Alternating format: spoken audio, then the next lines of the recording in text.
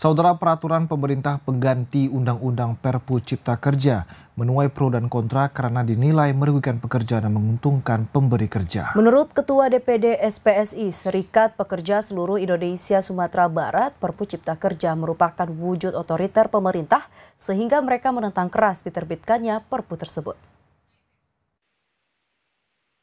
Presiden Joko Widodo telah menerbitkan peraturan pemerintah pengganti Undang-Undang Perpu Cipta Kerja. Saat ini Perpu tersebut menuai pro dan kontra karena dinilai merugikan pekerja dan menguntungkan pemberi kerja. Menurut Ketua DPD SPSI, Serikat Pekerja Seluruh Indonesia Sumatera Barat Arsukman Edi, Perpu Cipta Kerja tidak konsisten dengan putusan MK sehingga mencerminkan otoriter pemerintah dan tidak melindungi hak-hak pekerja.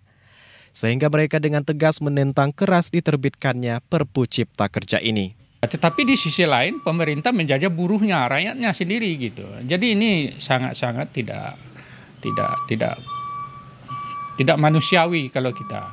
Karena Undang-Undang 13 sudah jauh turun dari peraturan perundangan sebelumnya tentang kesejahteraan dan perlindungan tenaga kerja. Kemudian Undang-Undang nomor 11 tentang Omnibus juga jauh lebih runtuh. Ini Perpu lebih menekan lagi. Jadi ini tidak ada ruang lagi.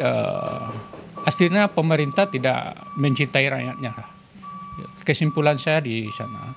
Jadi untuk itu kami DPD SPSI Provinsi Sumatera dan mungkin se-Indonesia jelas menolak Perpu nomor 2 tahun 2022. Sementara itu, pengamat kebijakan publik Universitas Negeri Padang Zikri Al-Hadi menilai hal yang wajar jika terdapat pro dan kontra dalam suatu penetapan kebijakan.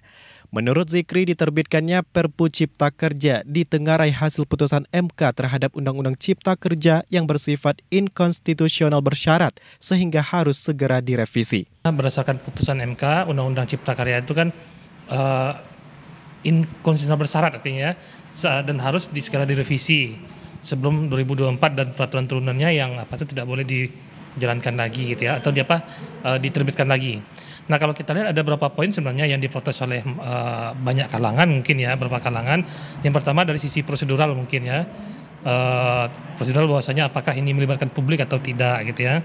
Oleh pakar-pakar hukum tata negara, hukum administrasi negara, dan juga mungkin pengamat kebijakan dan juga mungkin tokoh-tokoh masyarakat ya. Nah, dari sisi prosedural, yang kedua dari sisi substansi. Nah, ini yang agak menarik juga nih, bahwasanya ada kritikan bahwasanya undang-undang ini tidak berpihak kepada buruh gitu ya, terlalu berpihak kepada misalnya dunia usaha misalnya. Nah, ini kan suatu hal yang menurut saya ini ya dinamika yang biasa sepanjang ini dilakukan di jalur konstitusional. Di sisi lain, Perpu Cipta Kerja dinilai memberikan banyak kemudahan bagi pemberi kerja.